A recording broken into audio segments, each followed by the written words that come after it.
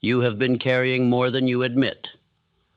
There are mornings when you wake already tired, not from lack of sleep, but from the weight of another day that looks exactly like the one before it. You feel stretched thin, pulled in every direction, yet somehow falling behind. And you ask yourself in silence, how long can I keep living like this? You try to be strong for your family, but there are moments when you stand alone in a quiet room and feel the pressure in your chest, pressure you cannot explain, pressure you cannot escape.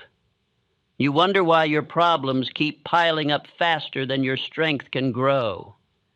You wonder why even small setbacks seem to strike you harder than they should.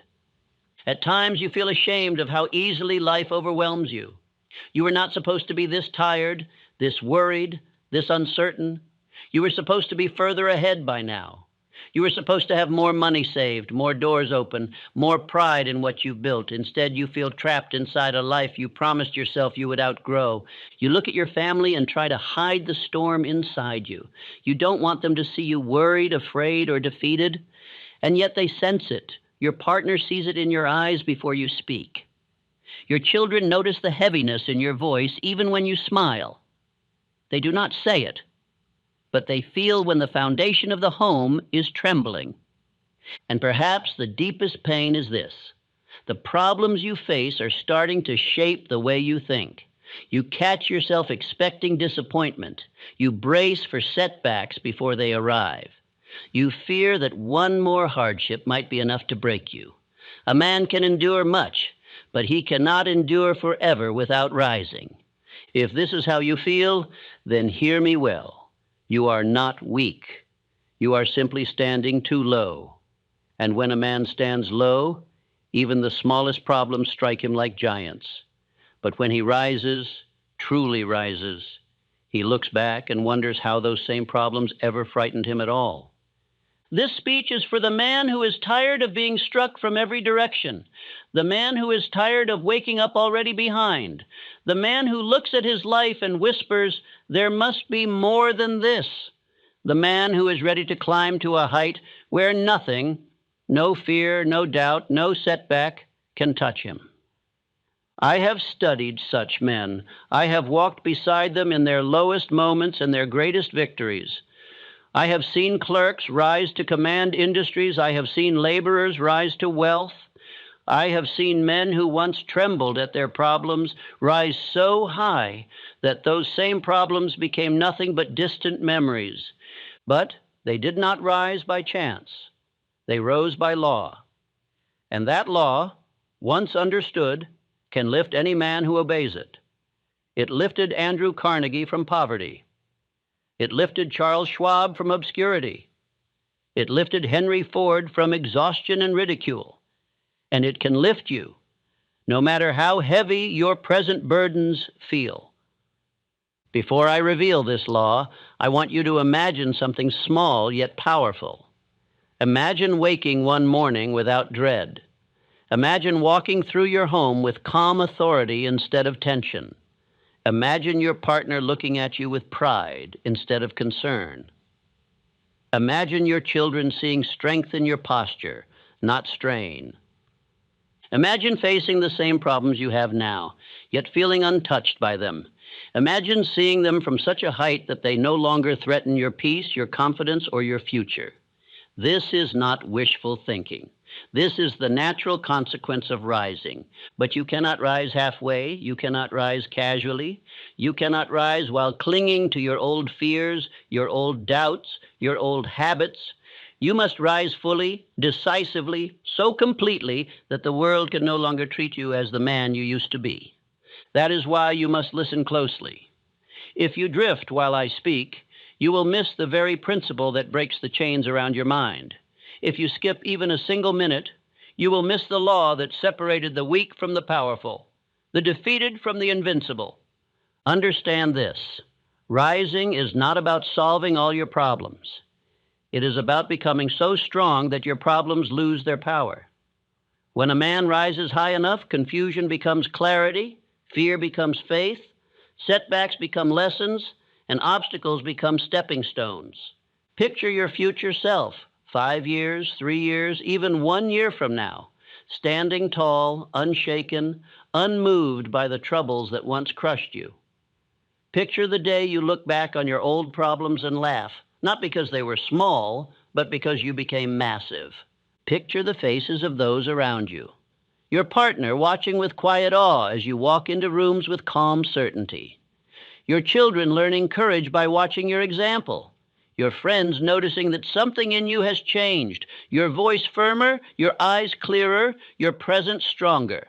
Even your rivals feeling uneasy because you have become someone they can no longer intimidate. This transformation begins with one decision, one moment where a man says, "Enough, I rise." You may think you have made this decision before, but if your life has not changed, then the decision was not complete. A true decision commands the mind, reshapes identity, and alters the course of destiny. And I will show you how to make that decision in a way that lasts, a way that lifts you so high that nothing, no problem, no fear, no critic, no failure can touch you. But you must hear every word. You must remain with me until the final sentence. Miss one moment, and the law loses its strength. Hear all of it, and you will rise. Your current problems are not proof that you are failing. They are proof that life knows you are ready to grow beyond the man you have been. And this message has found you now because the time to rise has arrived. Not tomorrow, not someday, now. Stay with me, and I will show you how to climb to a height where your old problems cannot reach, and where the man you become will look back and laugh at the things that once terrified him. A man does not overcome difficulty by wrestling with it on the same level where it was born. He rises above it, expands beyond it, and stands upon an inner height where the problem loses its former power. This is the first law of rising. The size of your problem is measured by the size of the man who confronts it. When a man stands low in spirit, even the smallest trouble can bend him. A late bill, a harsh word, a moment of uncertainty. These strike him with the weight of calamity. But when he rises in thought and builds inward stature, those same troubles shrink into manageable tasks. They do not change. He changes. Carnegie was born into poverty so severe his family shared a single room with no comfort, no certainty, no promise. Yet he grew mentally long before he grew financially. His inner height outpaced his outer situation. Poverty did not erase itself. Carnegie simply rose beyond the reach of its grip. Henry Ford faced ridicule so persistent that most men would have surrendered. His ideas were mocked as impossible. His first business failed. His savings dissolved. Yet he rose in mind before he rose in life. The ridicule continued, but it no longer reached him. He had climbed to a height where doubt could not touch him. Charles Schwab learned something similar. He realized early that a man who rises inwardly gains a power that no environment can limit. He was once a clerk, nothing more. Yet he carried himself with the confidence of one who belonged among leaders. He rose inwardly until the world was forced to recognize the rise. You must understand this principle. Problems strike hardest when a man lives beneath his potential. When he rises, they lose their force. They may still appear, but they cannot break him. They become pebbles beneath the feet instead of stones upon the back. A man who rises carries a stillness that cannot be shaken. He walks through storms with calm judgment while others panic. His family senses the change before his career does. His partner sees a stronger light in his eyes. His children hear a steadier tone in his voice. They do not know what has changed, but they feel safer in his presence. This is why I call it the height of mind. It is a mental elevation where fear thins, where confusion loses form, where doubt fades like mist lifting from a field. At this height, new clarity appears. You begin to see what once frightened you as small, temporary, and unworthy of your worry. But you cannot rise halfway. A man who rises only in moments collapses in the hours between. True rising demands decision, an inner declaration that the former self has reached its end.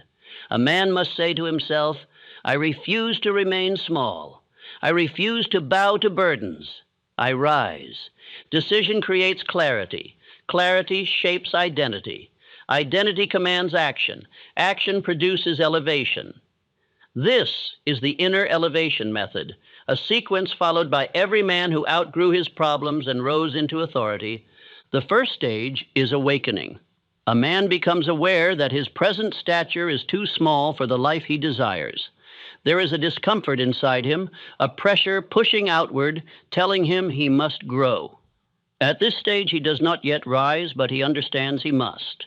The second stage is the refusal of drift. Drift is the silent erosion of strength. It keeps a man low. It convinces him he is attempting progress while it steals his years. When a man refuses drift, he breaks the cycle that held him in place. This refusal is often the beginning of power. The third stage is declaration. A man speaks aloud the truth he intends to become. He does not whisper it. He states it with command. Declaration is the force that awakens the subconscious and alerts it that a new identity is forming. The fourth stage is disciplined elevation. This is where the real rise occurs. The man strengthens his thought, purifies his motives, orders his mind, and brings dignity to his conduct. He walks, speaks, works, and decides from a higher inner place. The final stage is consolidation. The rise becomes permanent. The man no longer falls back to his former level. His new height becomes his natural state, and the world begins to adjust to the stature he now possesses. A man who rises in this way becomes impossible to intimidate. Pressure does not unsettle him. Doubt cannot bend him. Criticism does not disturb him. He is no longer governed by the reactions of fear. He is governed by purpose. This rise transforms the tone of a man's voice. It becomes steadier, deeper, more certain. His posture changes, shoulders back, chin lifted, eyes calm. People around him sense a new authority. He does not need to announce it. Presence speaks louder than words. Problems that once consumed his days become tasks solved before breakfast. Emotional storms that once stirred his mind now pass without touching him. Conflicts that once sent him into worry now dissolve under the weight of his clarity. A rising man becomes a master of difficulty, not by fighting every problem, but by becoming too large for problems to overwhelm. A man who stands at a high mental altitude sees challenges as stepping stones because he sees farther than those who stay low. Consider Abraham Lincoln. During the darkest hours of the nation, he faced pressures that would crush most men. Yet he rose inwardly. His mind stood above the turmoil. He became larger than the storm. Those around him felt his strength and steadied themselves. Consider Edison. His setbacks were counted by the hundreds, yet his mind stood above each failure. He rose so far beyond discouragement that failure could not reach him. To him, each difficulty was only another ascent, another step upward. A man who does not rise remains trapped. His problems appear larger each year. His worries multiply. His frustrations deepen. He wastes years trying to fix his life without fixing the stature of the man who lives it. This is the tragedy of staying low. It steals time. Years lost to worry. Years lost to drift. Years lost to fear of what a rising man could handle with ease. When a man rises, he saves 10, 20, even 30 years of struggle. The issues that once demanded whole seasons of effort now require only days. The conflicts that once consumed months now resolve themselves because the man no longer feeds them with weakness. The law is simple. Rise first, solve second. A man who tries to solve from a low place makes everything harder. A man who rises before he solves uses clarity instead of confusion, authority instead of fear, direction instead of hesitation. A rising man becomes untouchable because his inner world is no longer shaped by outer conditions. He carries a calm center regardless of noise, pressure, or difficulty. His strength is not borrowed from circumstance. It is generated from within.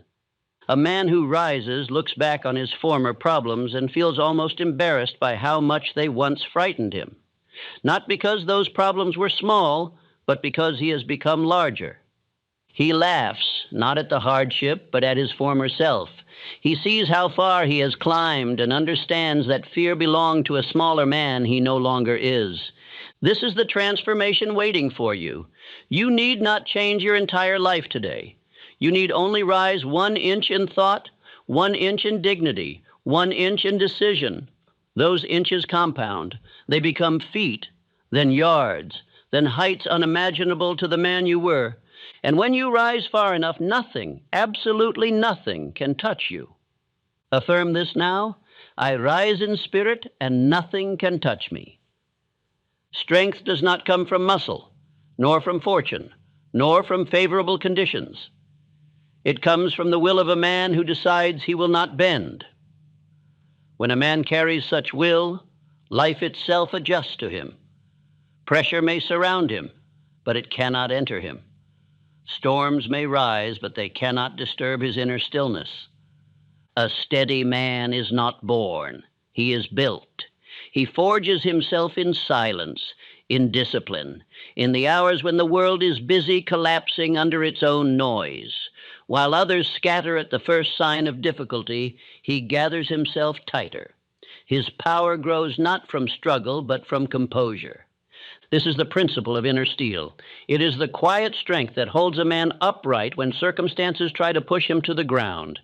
Inner steel cannot be borrowed, it cannot be inherited, it cannot be purchased. It must be forged through disciplined thought and unwavering self-respect. Charles Schwab possessed such steel.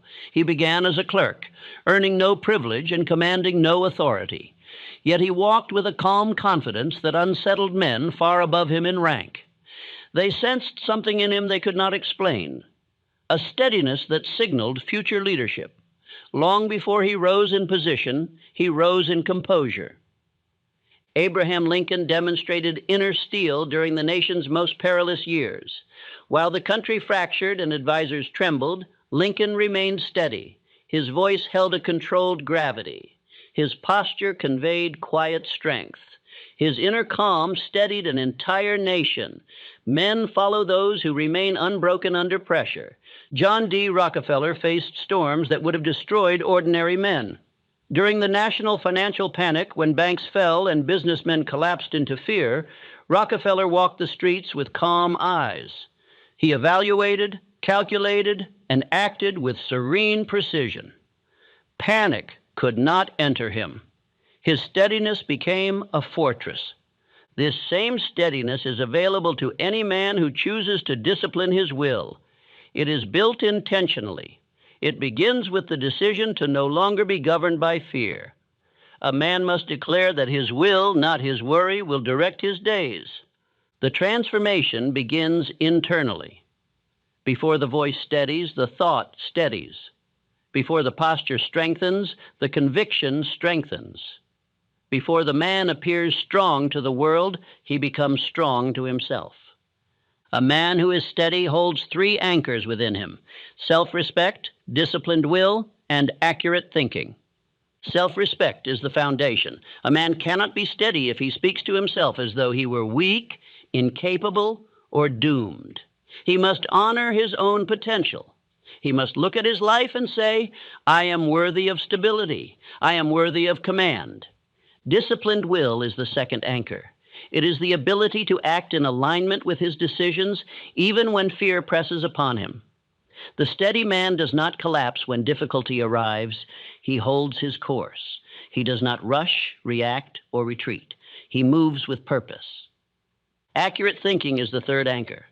Fear produces distorted thought. Anxiety magnifies shadows into giants. But accurate thinking cuts through the noise. It allows the man to see clearly, judge wisely, and respond intelligently. With accurate thinking, he stands firm even when others panic. Steadiness is silent power. People feel it before they understand it. A man with inner steel enters a room and the atmosphere shifts, not because he demands attention, but because he carries direction. His presence speaks of order, certainty, and resolve.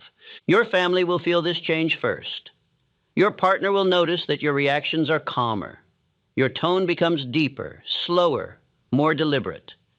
Your children sense that the foundation beneath them is firm. They lean toward your steadiness and draw strength from it. Rivals sense it as well. A steady man cannot be provoked easily. He does not flinch under criticism. He does not crumble under unexpected pressure. Those who once tested him begin to retreat, for they can no longer shake him. Conflict dissolves because the steady man does not feed it with agitation. Fear dissolves when a man strengthens his will. Fear thrives only in a weak mental climate. When the will becomes disciplined, fear loses its footing. It cannot rule a man who stands firmly upon his own decisions. This is the law. Problems lose power when a man refuses to bend. Life respects the unshakable. There is a profound truth here. Steadiness saves decades. A man who collapses at every difficulty wastes years recovering from crises that a steady man dismisses with calm reasoning. Weakness magnifies trouble. Steadiness dissolves it. A steady man avoids emotional collapse. He does not make decisions in panic. He does not rush into mistakes. He does not retreat into regret. He moves according to principle, not impulse. This alone saves him 20 years of error. Rockefeller once said that his greatest advantage was not opportunity, but calmness. While others acted out of fear, he acted from reason. While others gambled with their future, he shaped his future with quiet calculation. Calmness is not softness. It is strength under perfect control. A man who is steady becomes interesting to opportunity. Employers trust him. Partners rely on him. Leaders notice him. He becomes the man others seek when pressure grows because he remains composed when others falter. Such steadiness is visible. It appears in the way he stands, upright, aligned without rush. It appears in the way he speaks, measured, thoughtful, confident. It appears in his eyes, focused, serene, unwavering. A man with inner steel earns respect without demanding it. His actions speak. His conduct speaks. His presence speaks. But steadiness does not grow in comfort. It grows under pressure. The man must willingly step into controlled challenge. He must train himself to remain calm when life attempts to disturb his spirit. This is how the will becomes disciplined. The rising man practices stillness. He sits with his thoughts until they align. He speaks slowly when emotion tempts him to speak quickly. He acts with intention when stress tempts him to act impulsively. In these small victories, inner steel is forged. Steadiness gives birth to a new identity, the man who does not shake. Once this identity forms, life responds differently. Trouble no longer pursues him because trouble seeks the weak, not the strong. Difficulty seeks a target. The steady man presents none. Imagine yourself steady to this degree. Imagine walking through challenges with a calm heart. Imagine responding to pressure with clear judgment. Imagine your family watching you with admiration as you move through difficulty without fear. This identity changes everything. Your work improves because your mind is clear.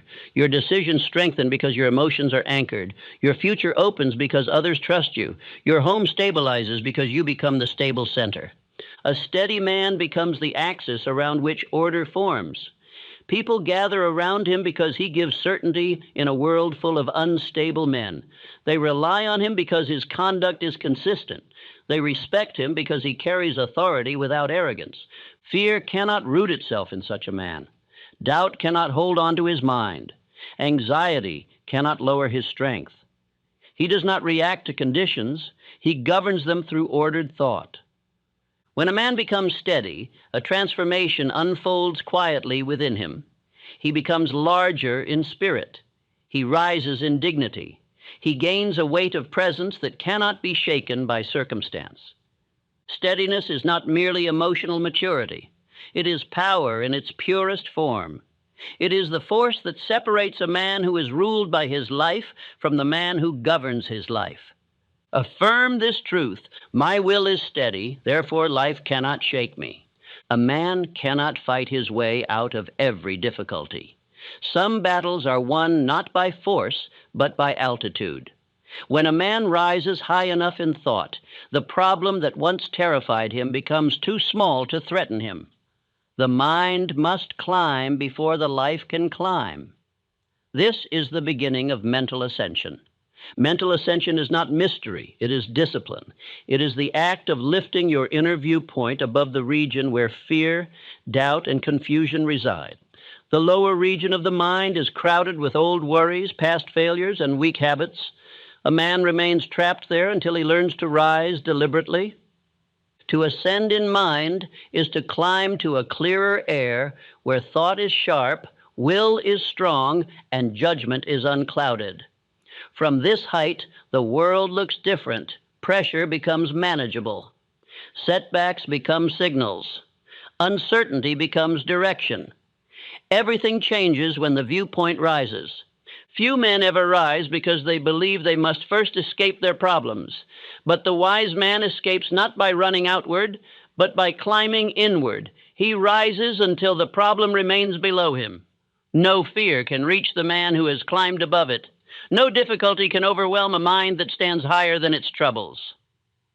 There are 7 steps of mental ascension, and each step lifts a man out of the region where weakness thrives.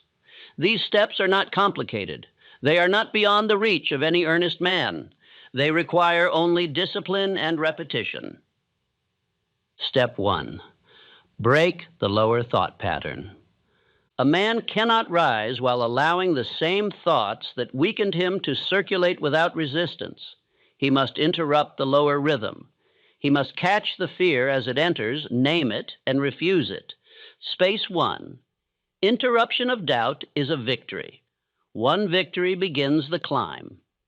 Step 2. Declare elevation. No man rises accidentally. He rises because he speaks it into motion. To declare, "I rise above this," is to begin the ascent.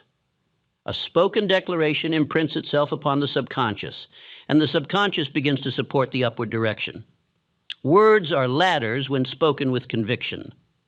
Step 3. Adopt an elevated thought. A man must choose the thought that represents the height he wishes to reach. It may be confidence, clarity, purpose, or peace. Once chosen, he must hold it as a captain holds a compass. The mind follows the direction of its dominant thought. Elevation requires a thought worthy of height. Step 4. Build identity from the higher position. Once the elevated thought is accepted, the man must begin to think as though he already stands at the height he seeks. He must reason from strength, not weakness. Decisions made from weakness keep him low. Decisions made from strength lift him higher. Step 5. Act from altitude. A man who rises must act like a man who has risen. He must speak calmly, choose wisely, and move with dignity. Action reinforces identity. Identity reinforces thought, and thought reinforces altitude. Every elevated action strengthens the ascent. Step 6. Hold the height. The mind may attempt to descend, for old fears cling to familiar ground, but the rising man must refuse to drop back to the lower region. He must guard his altitude. He must reject the thoughts that attempt to pull him downward. Height becomes permanent through vigilance. Step 7. Expand the viewpoint. When a man holds his height long enough, his vision expands. He sees paths he could not see before. Ideas appear that were invisible at lower levels. New associations, new opportunities, new strategies arise. Height brings clarity, and clarity multiplies growth. Carnegie used mental ascension before he had a single dollar to his name. As a young boy in the mills, he refused to think like a mill worker. He thought like a leader long before he became one. He spoke with purpose. He walked with direction. Though his wage was small, his altitude was high. Edison practiced mental ascension during his early failures. When his experiments collapsed, he rose above the collapse in thought. He said, "I have discovered another way that does not work." That sentence was not denial. It was ascent. Each failure became a step upward. because he refused to reason from the lower region. Henry Ford thought from altitude when his first automobiles broke apart, when investors mocked him, when early factories struggled. He held the higher vision. He rose above every difficulty because he kept his thought anchored to the height he intended to reach. Mental ascension saves years. A man who remains in the lower region spends decades wrestling with problems that could be dissolved by one rise in thought confusion, fear, uncertainty. These are not obstacles. They are signals that the mind is standing too low. A man becomes trapped when he attempts to solve problems from the same level where the problems were created. Rising in thought gives him an entirely new set of tools, insights, and strategies. Height reveals solutions hidden from those who refuse to climb. There is a difference between horizontal motion and vertical motion. Horizontal motion is effort without elevation. It is the endless activity of a man who stays low while trying to run his way out of difficulty. He works harder but remains overwhelmed because his perspective never rises. Vertical motion is the disciplined upward climb. It is the moment a man stops exhausting himself with sideways struggle and lifts his mind above the chaos. From this height, one wise action replaces 1,000 frantic motions. Mental ascension is the foundation of mastery. A man who rises above his fear stops negotiating with it. He stops reacting to the world and begins directing it. He stops allowing circumstances to shape him and begins shaping circumstances. This is the practice of upper thought. Upper thought is thinking from the version of yourself that is already strong, already clear, already disciplined. It is thinking from altitude rather than weakness. It is deciding from height rather than hesitation. When a man practices upper thought, his problems lose their teeth. They cannot bite into a consciousness standing above them. He no longer asks, "What will happen to me?" Instead, he asks, "What must I do from where I stand?" His power increases because his perspective has risen. This rise in thought affects his entire environment. His family notices that his speech becomes calm and directed. His children see that he is no longer shaken by small inconveniences. His partner feels safer, for she senses that he is thinking from strength. A rising man strengthens his home through his presence alone. Mental ascension changes how others see him. Employers recognize new reliability. Colleagues trust his judgment. Rivals grow uneasy, for they cannot intimidate a man whose mind stands above their reach. Opportunity is drawn to altitude. Difficulty avoids it. A man who ascends in mind becomes a magnet for clarity. He wastes no time on emotional traps, petty conflicts, or fear-driven decisions. Every choice he makes is elevated, and elevation compounds. 1 year of ascension is equal to 10 years of ordinary struggle. When the mind rises, the life rises. When the thought lifts, the future lifts. When the inner altitude increases, the outer world reorganizes itself accordingly. This is why mental ascension is the great shortcut. It saves a man 20 years of confusion. Mental ascension transforms a man's relationship with adversity. Instead of resisting it, he outgrows it. Instead of fearing it, he studies it from above. Instead of collapsing, he climbs. Adversity becomes the very fuel that sharpens his strength. Imagine yourself rising to this height. Imagine thinking from the version of yourself who no longer trembles. Imagine walking into each day with an elevated mind, untouched by the noise beneath you.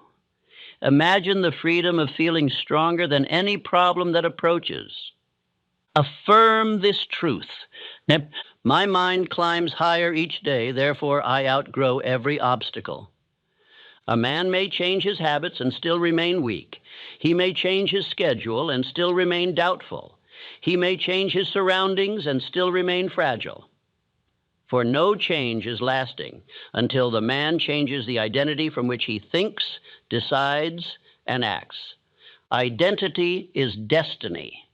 A man rises or falls according to the image he holds of himself. If he sees himself as one who struggles, he will live in struggle. If he sees himself as one whom problems can break, they will break him. But if he sees himself as the man who stands above difficulty, life must rearrange itself around that identity. A man must become in spirit the thing he desires to be in fact. Before the world can treat him as strong, he must treat himself as strong. Before circumstances honor him, he must honor his own potential. Identity precedes fortune. Andrew Carnegie built his identity long before he owned anything. As a young messenger boy, he told himself, "I am rising." He studied language, business, and people with the seriousness of a man preparing for leadership. Though his wages were small, his identity was vast. The world could not keep him small because he refused to see himself that way. Charles Schwab carried an identity of assurance even when he held no rank. His employer once said, "I promoted him before I understood why. I simply trusted him." That trust was drawn not from achievement, but from identity. Schwab walked with the bearing of a man who would soon lead. Edward Bach transformed himself from a timid office boy into an influential editor by first changing who he believed himself to be. He wrote letters to powerful men, studied their methods, observed their conduct, and adopted their manner of thought. He became in thought long before he became in fact. Identity is not fiction. It is the internal command that governs the subconscious, and the subconscious governs behavior, tone, presence, and ultimately destiny. A man cannot rise above the identity he clings to. He must construct the man he seeks to become. This construction requires two tools, repetition and conviction. The subconscious accepts only what is repeated with emotional certainty. A man who repeats, "I am strong," but feels weak, builds nothing. But a man who repeats, "I rise above all that once troubled me," while feeling the pull of greatness, plants a seed that cannot die. Identity construction begins with speech. A rising man speaks to himself with firmness, not apology. He declares what he is becoming, not what he fears he is. His speech becomes his blueprint. His words shape his character. His declarations carry the weight of command. From speech, the transformation extends into thought. He thinks from the viewpoint of the man he is becoming. When problems arise, he asks, "How would the stronger version of me see this?" He reasons from his future, not his past. This single shift saves years of misjudgment. This new identity alters his posture. When a man believes he is rising, his shoulders lift, his breath deepens, his movements become deliberate. He carries himself with dignity. Others sense it before he speaks. A rising identity radiates through the body. Identity sharpens judgment.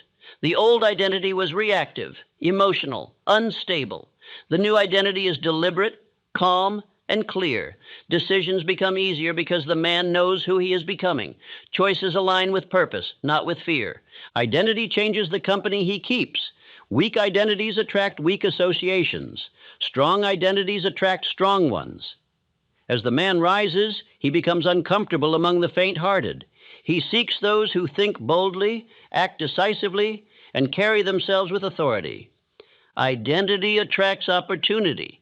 Employers, partners, and leaders can feel when a man has changed internally. They notice the strength in his voice, the steadiness in his eyes, the certainty in his conduct. They trust him without knowing why. His identity speaks louder than his resume. Identity protects a man from old patterns. When the new identity is strong, the man no longer thinks like the one who struggled. He no longer fears like the one who hesitated. He no longer retreats like the one who doubted. The old patterns lose their grip because the old man they relied upon no longer exists. This is the untouchable identity, a state in which trouble cannot reach the man, not because life becomes easier, but because he becomes greater. Problems attempt to enter, but they find no weakness in which to anchor. Fear approaches, but it finds no doorway. The man becomes larger than anything that once discouraged him. He becomes a mountain, and problems become passing clouds. He becomes a pillar, and difficulties become brief shadows. He becomes too elevated for trouble to reach. Constructing the untouchable identity begins with the rejection of the old self. The man must stop thinking from the identity of the man who struggled. He must stop excusing himself with former stories. He must strip away the identity of fear, weakness, and drift. Then he must adopt the identity of a man who rises above all difficulty. He must speak, act, walk, and decide from this identity. He must hold it with devotion until it becomes natural. Repetition makes the identity real. A rising identity transforms a man's household. His spouse sees the change before anyone else. She notices the calm in his voice, the steadiness in his behavior, the certainty he carries even on difficult days. She begins to trust him more deeply because he trusts himself. His children learn courage by watching him.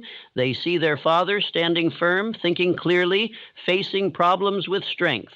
His identity becomes their inheritance. They learn strength not by lectures, but by example. His colleagues respond differently. They trust him because he is trustworthy. They follow him because he knows where he is going. They rely on his counsel because it comes from clarity. His identity commands respect. Rivals grow uneasy. They sense that the man no longer trembles. They see that he no longer responds to provocation.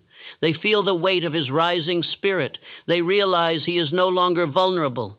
A strong identity unsettles those who thrive on weakness. Identity determines reactions. The old identity was startled by criticism. The new identity evaluates it calmly. The old identity avoided challenge. The new identity welcomes it as an opportunity to rise. The old identity felt overwhelmed. The new identity feels unmoved. Identity determines habits. The rising man wakes earlier, speaks with intention, plans his days, controls his thoughts, and honors his commitments. These habits do not require force. They flow naturally from who he believes himself to be. Identity determines standards. The rising man refuses behaviors he once tolerated. He holds himself to a higher level of conduct. He rejects mediocrity. He avoids gossip, complaint, and emotional outbursts. He carries himself like one preparing for leadership. Identity determines destiny. The man who believes he is rising becomes unstoppable. The man who believes he is strong cannot be broken. The man who believes he is unshakable cannot be moved. Life honors the man who honors himself. This rise is permanent. No hardship can pull down a man whose identity stands above difficulty. Even when storms strike, he remains composed. Even when setbacks occur, he remains focused. Identity becomes his shield. Imagine yourself as this man. Imagine standing before your challenges with calm power. Imagine moving through life with dignity, confidence, and order. Imagine feeling untouchable, not because life is easy, but because you are immovable. Your identity is your greatest weapon. It is the source of your rise. It is the foundation of your future. It is the shield that protects your spirit. When identity rises, your entire life ascends with it. Affirm this truth with conviction. I become the man trouble cannot touch. There comes a time in a man's journey when rising is no longer an act. It becomes his nature. He does not lift himself from difficulty because he is in trouble, but because height has become his rightful place. Trouble may approach, but it finds him standing too high to reach. To live at such a height is not arrogance, it is order. It is the proper state of a man who has disciplined his mind, steadied his will, strengthened his identity, and learned the law governing all ascent. When these forces unite, they create a level of consciousness untouched by fear. A man at height is not removed from the world. He simply stands above the turmoil that once captured him. He hears the noise of the lower mind, but does not descend into it.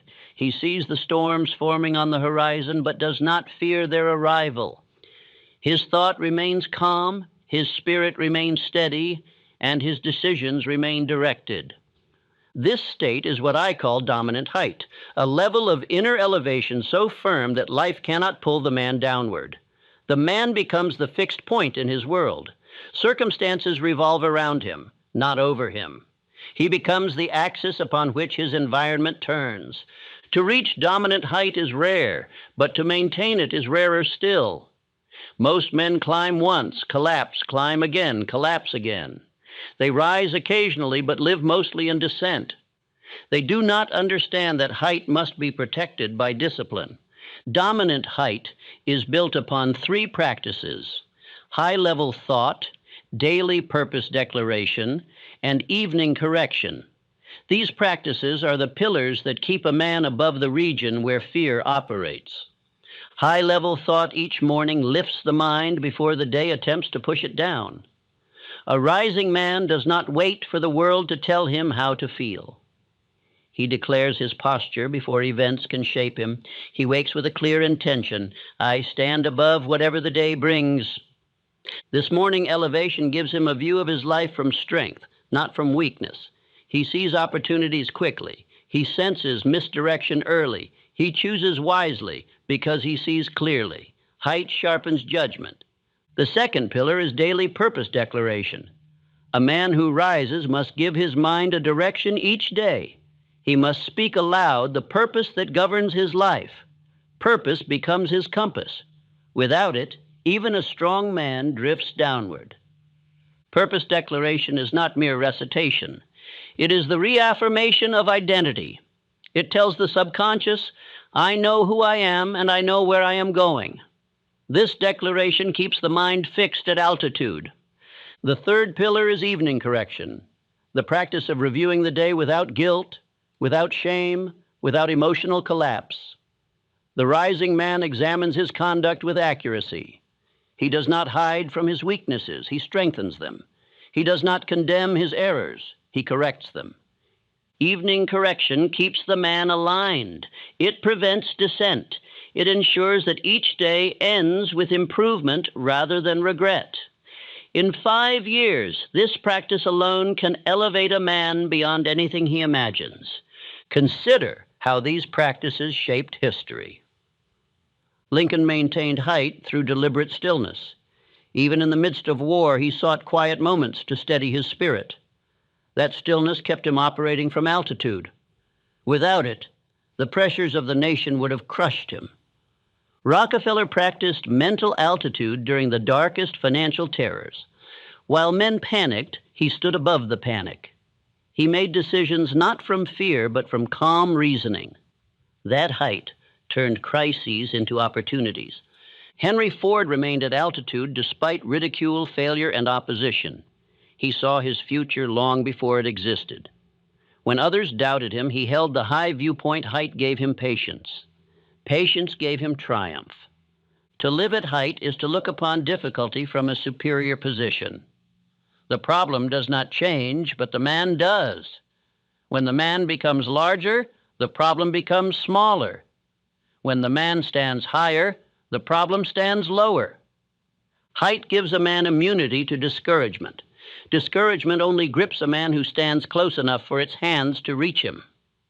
Rise above discouragement, and it becomes powerless. It cannot speak to you, for your mind has moved beyond its language. Height gives a man clarity in chaos. Confusion thrives in the lower regions where the mind is scattered. But at altitude, clarity reigns. A single elevated thought cuts through noise that once caused paralysis. Height gives a man calm during conflict. When others act from agitation, he acts from inner order. He does not fight battles beneath him. He chooses his engagements wisely. His calmness intimidates those who rely on noise. Height gives a man certainty in uncertainty. He may not know the full path, but he knows the direction.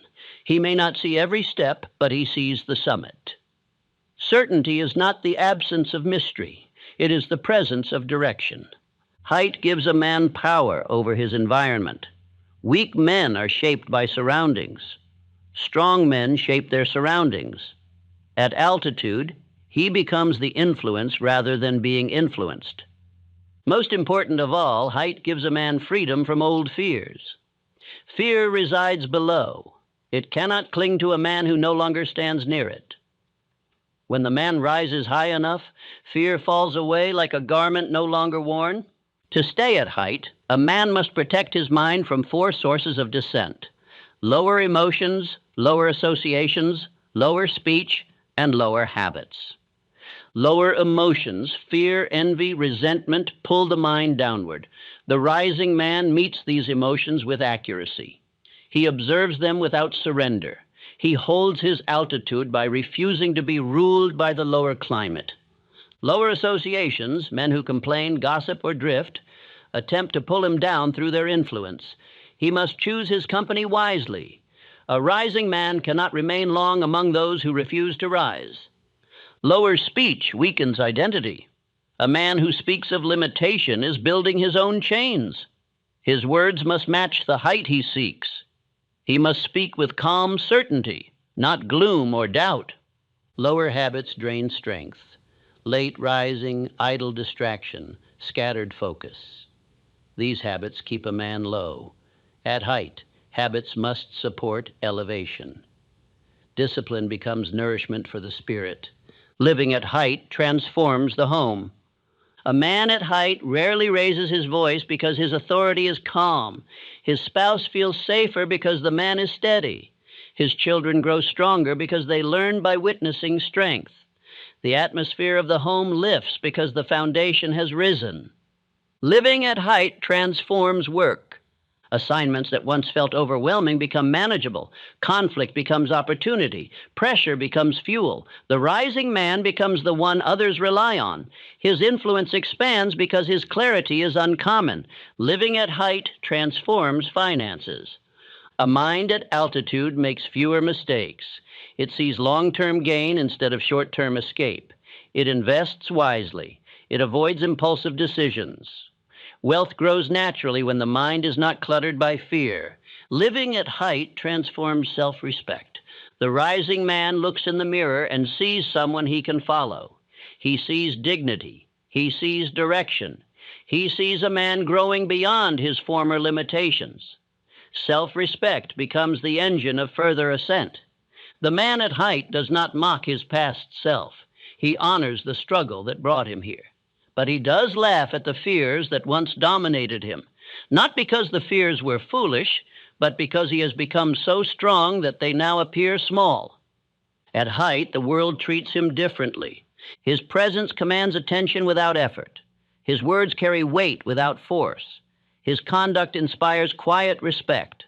Even his silence becomes meaningful.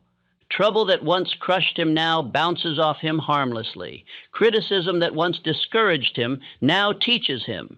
Setbacks that once delayed him now redirect him. He becomes invulnerable, not because life improves, but because he becomes greater. This is the man who walks through storms while remaining dry. This is the man who carries calmness through chaos. This is the man who looks at former worries and wonders how they ever frightened him. This height is not temporary. It can become permanent. A man who holds his altitude long enough begins to see himself as one who belongs there. Identity solidifies. Confidence becomes effortless. Purpose becomes instinct. The untouchable man is not one who avoids problems. He is one who rises above them. His strength is not force. It is elevation. His power is not aggression. It is presence. His mastery is not domination. It is composure. Imagine yourself living at this height. Imagine waking each day with a calm spirit. Imagine moving through difficulty without fear. Imagine speaking with authority and thinking with clarity. Imagine feeling in every part of your being that nothing on earth can touch your peace. This is the promise of ascent. When a man rises high enough, nothing can touch him. Affirm this truth with unwavering conviction. Nothing can touch me because I stand above all that once weakened me.